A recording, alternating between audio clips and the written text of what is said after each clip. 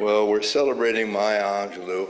Welcome to this house of memory and celebration. In honor of Black History Month, we're going to call on the great writer Maya Angelou, who once said, wouldn't it be wonderful when Black history and Native American history and Jewish history and all of U.S. history is taught from one book, just U.S. history? What makes Angelou stand out among all the great writers is her ability to bridge the inner and the outer, the differences, and bring compassion. We need the tenderness in these difficult times. She was strong on resilience, and we need a little help in that department right now.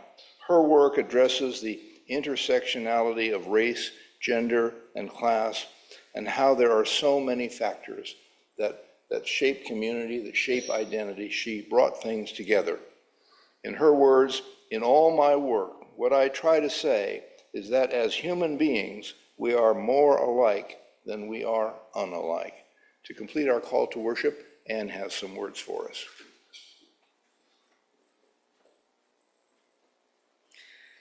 This is a piece by Langston Hughes, who was an exemplar and a contemporary in the writing world with Maya Angelou. This is called Theme for English B. The instructor said, "Go home and write a page tonight, and let that page come out of you. Then it will be true." I wonder if it's that simple. I am 22, colored, born in Winston-Salem. I went to school there, then Durham, then here to this college on the hill above Harlem. I am the only colored student in my class. The steps from the hill lead down into Harlem, through a park. Then I cross St. Nicholas, 8th Avenue, 7th, and I come to the Y, the Harlem branch Y, where I take the elevator up to my room, sit down, and write this page. It's not easy to know what's true for you or me at 22, my age. But I guess I'm what I feel and see and hear. Harlem, I hear you, hear me. We two, you, me, talk on this page. Well, I like to eat, sleep, drink, and be in love. I like to work, read, learn, and understand life. I like a pipe for a Christmas present, or records, Bessie, Bop, or Bach. I guess being colored doesn't make me not like the same things other folks like, who are other races. So will my page be colored that I write? Being me, it will not be white. But it will be a part of you, instructor. You are white, yet a part of me, as I am part of you. That's American. Sometimes, perhaps you don't want to be a part of me, nor do I often want to be a part of you, but we are, that's true. As I learn from you, I guess you learn from me, although you're older and white and somewhat more free. This is my page for English B. Please be comfortable in your chairs for our moment of meditation here. Some words from Maya Angelou to reflect on before we take a bit of time to be quiet. Touched by an angel. We, unaccustomed to courage, exiles from delight, live coiled in shells of loneliness until love leaves its high holy temple and comes into our sight to liberate us into life.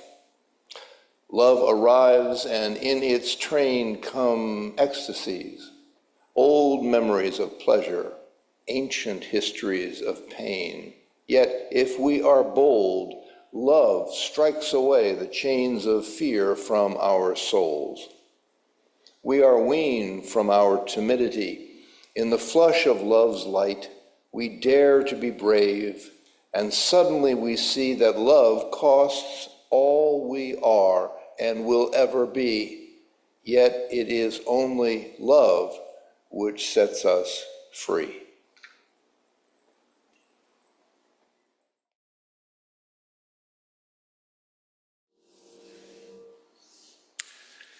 Story starts with young Maya and her brother Bailey on a train to Arkansas. Traveling on a train is slow. It gives you time to think. In stories and in our lives, there are memorable transition times. Maya and Bailey have tags on them. There is no adult accompanying them. They couldn't afford the ticket. So that the porters will get them from one train to another, and it works, and they get there fine. Maybe we should all have tags attached to us, indicating our destination, raising the question, who would write them? They get to Stamps, Arkansas, where their daddy's mother lives. This is Mama Henderson, known as Mama, not Grandma. She owns a country store. Now, in the little black crossroads there, to own the store is something. She's an important person in that community, very, very poor community, but this is the shelter and the family that Maya has for her time as a small child. I think she's 4 at this point in the story. There's an Uncle Willie. It says it's Willie's store, but it's Mama's store. But Willie is the one behind the counter that greets the customers. And this store then symbolizes a sense of stability that had not been around prior to that. The rewards of hard work. It's the mother archetype, if you will. There's some shelter here, providing nourishment and a sense of belonging. There's a church, but that's a mixed blessing because Mama doesn't show love, neither verbal nor physical. All of her emotion is saved for religious expression. And that's a cold, lonely place. And the idea of loneliness shows up throughout Angelou's writing. That strict religious upbringing is absorbed into Maya's inner life, and she follows that stern moral code, but later struggles between following those teachings and seeking personal freedom and self-expression. Now, this store is a busy community center. I'm convinced of this, she writes, good done anywhere is good done everywhere. For a change, start by speaking to people rather than walking by them like they're stones that don't matter. As long as you're breathing, it's never too late to do some good. That was written later when she lived in a big city. There's some of that spirit of the small village that she thinks we should somehow maintain despite the scale of our lives. Well, the scales of justice are weighed against them. The white folks will come into the store once in a while, not so much to buy things. The little girls will come in and tease the black folks, which they know they can get away with. They're enormously rude, and they have to, the family, the Mama and Willie and Maya and Bailey have to bear this. They just have to smile and put up with it, and the little girls know that. I've learned that even when I have pains, I don't have to be one of her famous quotes. Well, Maya's journey is to claim her self-love in the face of the meanness and discrimination of her years in the segregated South. We're taking turns here, and Anne is going to take the next part of the story.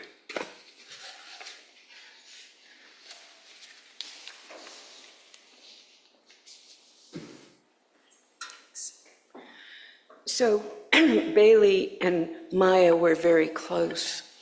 They were only 1 year apart, Bailey being older. And her name was Marguerite, but she got the name Maya from Bailey. It was for my sister, Maya, sister. So that is a key part of her story. In her memoir, she says, She writes, Bailey and I were afflicted, he physically and I mentally. He stuttered and I sweated through horrifying nightmares. He was constantly told to slow down and start again. And on my particularly bad nights, my mother would take me in to sleep with her in her large bed with Mr. Freeman, her boyfriend. She felt, this is when she had gone to Stamps, Arkansas, away from her grandma, who she called Mama. Well, one morning, this became a regular thing because she had so many nightmares. One morning, Mama got up. She'd actually gone on to St. Louis at this point. St. Louis, Yeah, sorry, confused. One morning, Mama went to do an errand early, and Maya was still asleep in bed. And when she woke up, Mr. Freeman was there, and things were not feeling right. And in her memoir, she describes in her 8-year-old perceptions the molestation that occurred that first morning when he touched her. And afterward, he held her very tenderly. He didn't hurt her, and she had never felt loved that way before. She went into a fantasy that he was her real father, and that she could be loved in a way that she had never experienced. But then he became cold to her. They had had a kind of warm, friendly relationship prior to that, and he wouldn't talk to her. And she writes, afterwards, I began to feel lonely for Mr. Freeman and the encasement in his big arms. Before, my world had been Bailey, food, Mama, the store, reading books, and Uncle Willie. Now, for the first time, it included physical contact. So there had been a lack of physical contact previously. Her parents had had a very tumultuous relationship and divorce, which is why she had gone to live with her grandmother. So then after a while, she actually went and sat on his lap because he wouldn't talk to her for a long time, and she wanted that contact. And then, of course, he molested her again. And then he stopped speaking to her again. And she says, I was hurt that he wouldn't speak to her. For a time, I felt lonelier than ever. But then I forgot him. And even the memory of his holding me precious melted into the general darkness, just beyond the great blinkers of childhood. When spring came to St. Louis, I took out my first library card.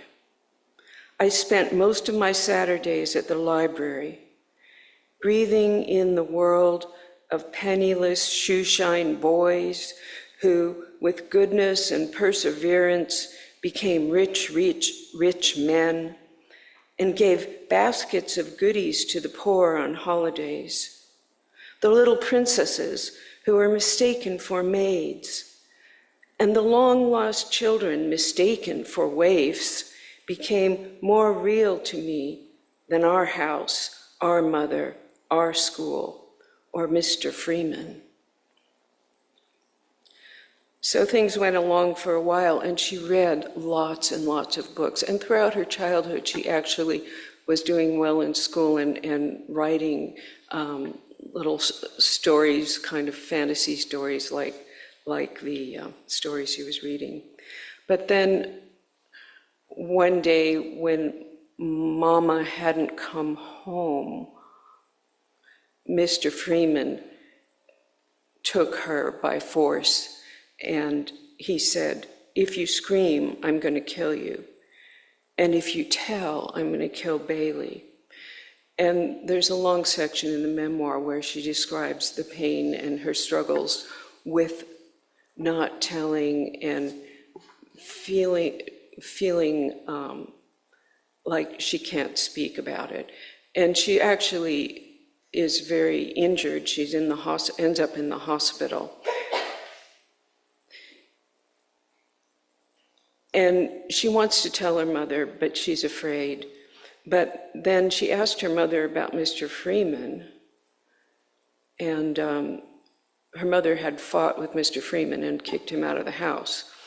But she still doesn't know what had happened. But then she does find out, but she doesn't know who it was. And Bailey, her brother, was there in the hospital, and he said she had to tell who did that. She said, Bailey told me that I had to tell who did that to me, or the man would hurt another little girl. When I explained that I couldn't tell because the man would kill him, Bailey said knowingly, he can't kill me. I won't let him. And of course, I believed him. Bailey didn't lie to me, so I told him. There's this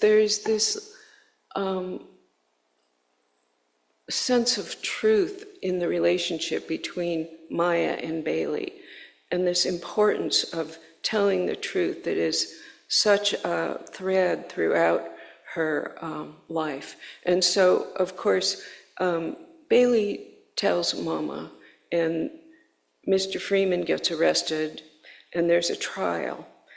And Maya has to testify in the trial.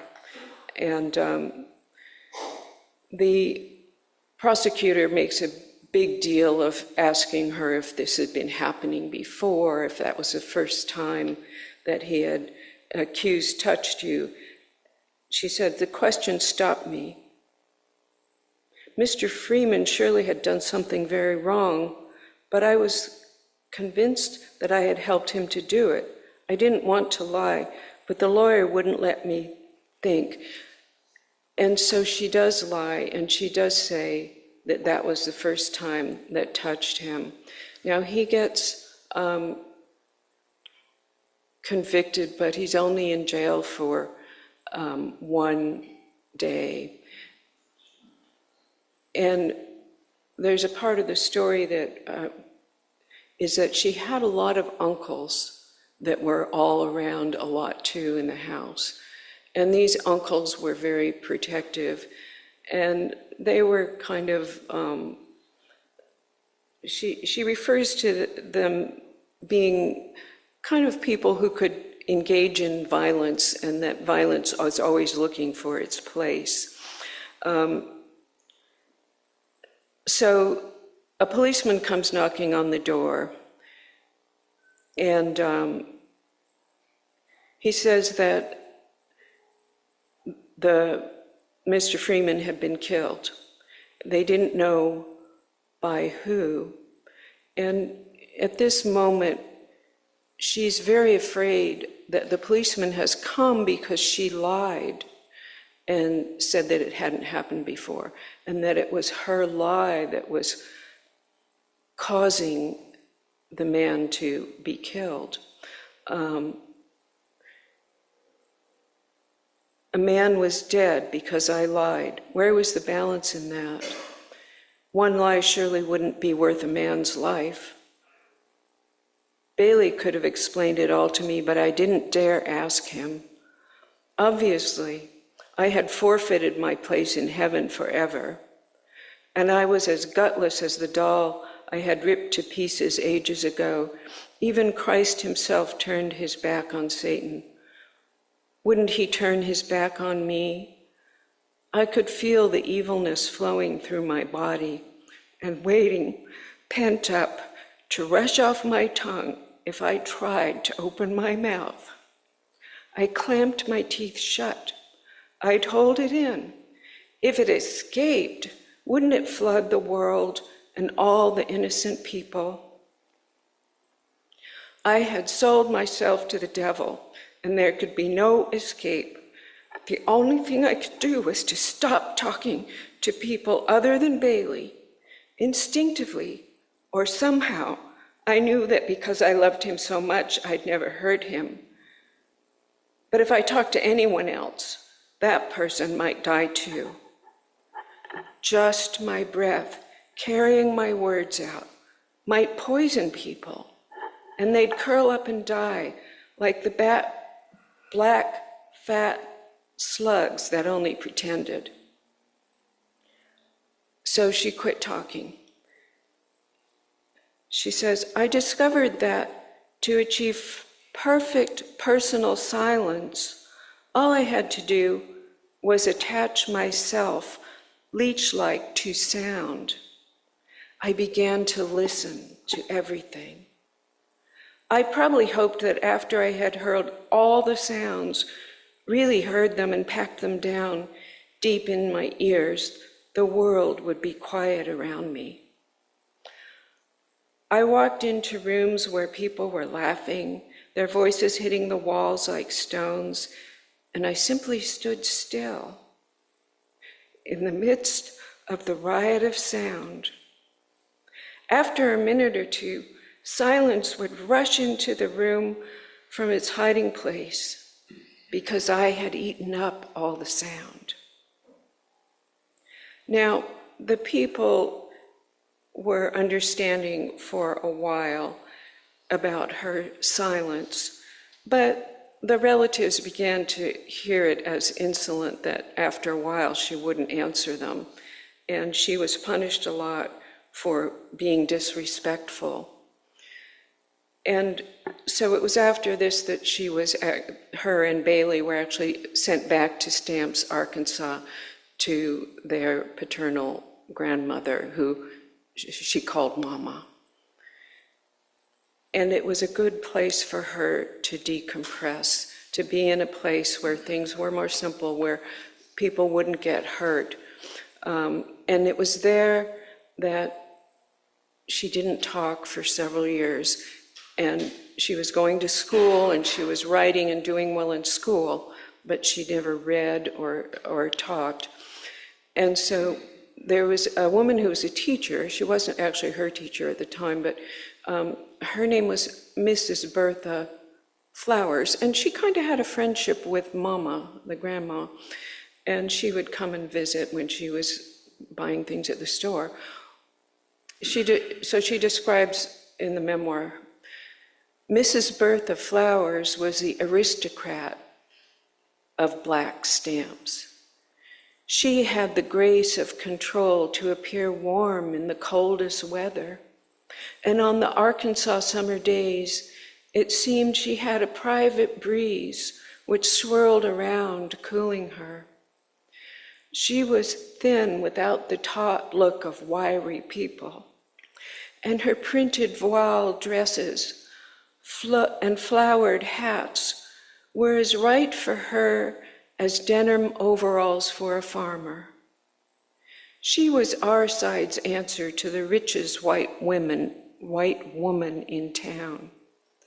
Her skin was rich black that would have peeled like a plum if snagged, but then no one would have thought of getting close enough to Mrs. Flowers to ruffle her dress, let alone snag her skin. She didn't encourage familiarity. She wore gloves, too. She acted just as refined as white folks in the movies and books, and she was more beautiful, for none of them could have come near that warm color without looking gray by comparison. So she had arranged for Maya to go with her. She had actually baked cookies just for the occasion. She said, "Your grandmother says you read a lot. Every chance you get, that's good, but not good enough. Words mean more than what's set down on paper. It takes the human voice to infuse them with shades of deeper meaning." Maya writes, I memorized the part about the human voice infusing words. It seemed so valid and poetic. Now, Mrs. Flowers took out a copy of A Tale of Two Cities, which Maya had already read, and she illustrated by reading the opening to Maya. And it was so beautiful. Maya describes it in the memoir as like music, like something she had never heard, even though she'd read the book. There was so much more meaning there. So Mrs. Flowers said she was going to give her some books. She said, I not only must read them, she said, I must always,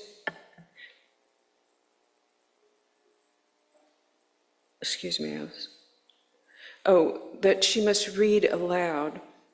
And this was in what she called her lessons on living. Mrs. Flowers said, I must always be intolerant of ignorance, but understanding of illiteracy, that some people unable to go to school were more educated and even more intelligent than college professors. She encouraged me to listen carefully to what country people called mother wit, that in those homely sayings was crouched the collective wisdom of generations. So when she read the piece from A Tale of Two Cities, and she asked Maya, how do you like that? And Maya writes, it occurred to me that she expected a response. The sweet vanilla flavor was still on my tongue, and her reading was a wonder in my ears. I had to speak. I said, yes, ma'am. It was the least I could do, but it was the most also. So that was her first beginning of speaking. She gave her a book of poems and told her to pick one and memorize it and come back next time and recite it. So she grew to love poetry and to find her own words and to be able to describe things in her writing, as we have all come to know, things that are indescribable. In her memoir, she described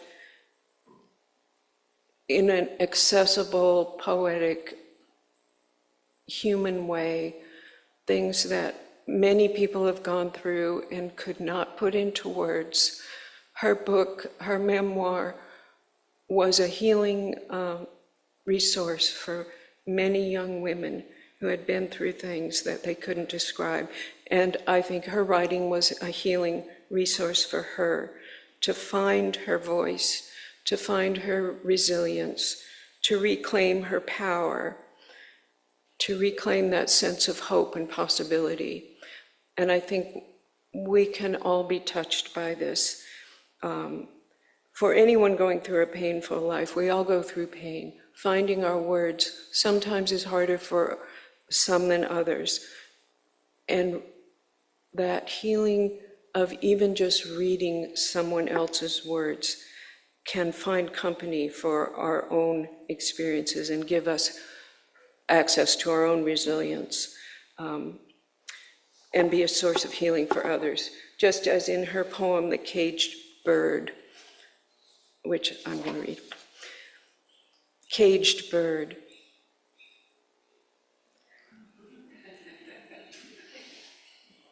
A free bird leaps on the back of the wind and floats downstream till the current ends and dips its wing in the orange sun rays and dares to claim the sky.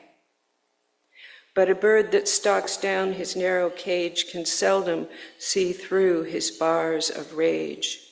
His wings are clipped and his feet are tied, so he opens his throat to sing. The caged bird sings with a fearful trill of things unknown, but longed for still. And his tune is heard in the distant hill. For the caged bird sings of freedom.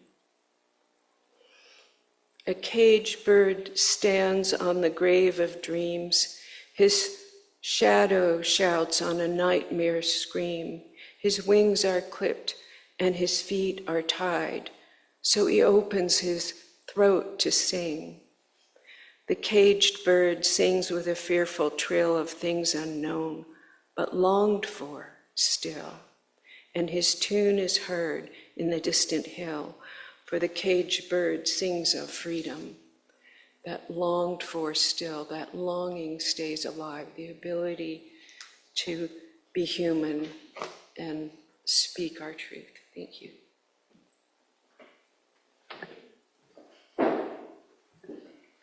Well, we're back on a train. This time they go off to San Francisco, where her mother and a new husband have moved from St. Louis. I don't even follow the geography, but some of our best encounters with meaning happen during transitions, so these shifts are somewhat important. To quote, "You may not control all the events that happen to you, but you can decide not to be reduced by them." She learns to dance. She goes to a labor school, very left-wing school, and they have an arts program, and she finds her body, which had been somewhat estranged before, and becomes a dancer. Dancing liberated me and even made me feel as if my body had a reason to be. She showed us how to turn pain into art, emphasizing self-love and acceptance as spiritual acts. She became an entertainer, singer, traveled the world, starred in Porgy and Bess, and toured. My mission in life is not merely to survive, but to thrive, and to do so with some passion, some compassion, some humor, and some style. She goes to New York, joins the Harlem Writers Group. This is where she got to know Langston Hughes, that Anne read earlier, and many others. She meets Martin Luther King, becomes an organizer for him.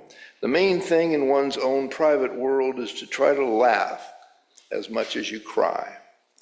There was a threatening phone call. She was not safe as an organizer, and she left the country, went to Cairo first, where she had toured earlier, and then to Ghana, meets Malcolm X, who agrees to be an organizer for him, and returns to the US, but shortly thereafter, both Malcolm and Martin were killed. And she is quite shattered by this. It is during this troubled time that her friend James Baldwin said, "You need to write that story. You need to write your childhood, that memoir." And this became the memoir about the caged bird. She finds healing, liberation, and spiritual meaning through her writing. She shows a belief in the transformative power of love, an unwavering commitment to human dignity, and becomes a great success. "We delight in the beauty of the butterfly," she says, "but rarely admit the changes it has gone through to achieve that beauty." She was known for her practice of gratitude, did a writing meditation every morning and meditated on gratitude. Starts every day with a prayer of thanks. At the Clinton inauguration, she was invited to write a special piece. It was called "On the Pulse of Morning." It's on the back of your program. "You, created only a little lower than the angels, have crouched too long in the bruising darkness, have lain too long face down in ignorance, your mouths spilling words armed for laughter. The rock cries out to us today, you may stand upon me, but do not hide your face." Maya Angelou dies at the age of 86. One of her quotes is, probably read at her memorial, "You are the sum total of everything you've ever seen, heard, eaten, smelled, been told, forgot. It's all there. Everything influences each of us, and because of that, I try to make sure that my experiences are positive." Her words continue to rise. Anne and I have more poems for you, but we'll save it for the sermon discussion. There was so much to choose from. I want to go into the action steps. As we reflect on her words, let's be inspired by some of the principles that were in her writing. One is to embrace your authentic self, practice self-acceptance, and celebrate your unique qualities. See if you can find strength in your own story. Focus on the moments of resilience and growth. Honor your own times of healing and incubation, like the quiet time that Anne told us about. There are times when we're not at our best, but perhaps we're preparing for the next stage. The next action step would be to cultivate resilience. This is part of why we're meditating on her words, because she was such a wonderful model for us. Develop a resilience plan that includes coping mechanisms and support systems. The next would be to practice self-compassion. She was able to forgive herself. She was able to forgive others. She was able to practice the self-compassion that she later wrote about. Success, she said, is liking yourself, liking what you do, and liking how you do it. The next point, engage in creative activities. We don't have to be great writers like Maya Angelou, but perhaps there are a few words, perhaps there is painting, perhaps there is music. The next would be to build supportive relationships. She had very deep and strong and long-lasting friendships, starting with Bailey, but others. I've learned that people will forget what you said, people will forget what you did, but people will never forget how you made them feel. And 2 more points. Practice gratitude as she did. She said, the honorary duty of a human being is to love. And finally, reflect on spiritual growth. We had a traditional hymn to start the service today, and those were the hymns she sang in childhood. She set aside time for regular reflection and encouraged others to do so. Meditate, pray, or engage in some kind of contemplative practice that will help you connect with your inner life. Open your eyes to the beauty around you. Open your mind to the wonders of life. Open your heart to those who love you. And always be true to yourself. Those words from Maya Angelou. Namaste. Blessed be. And so it goes.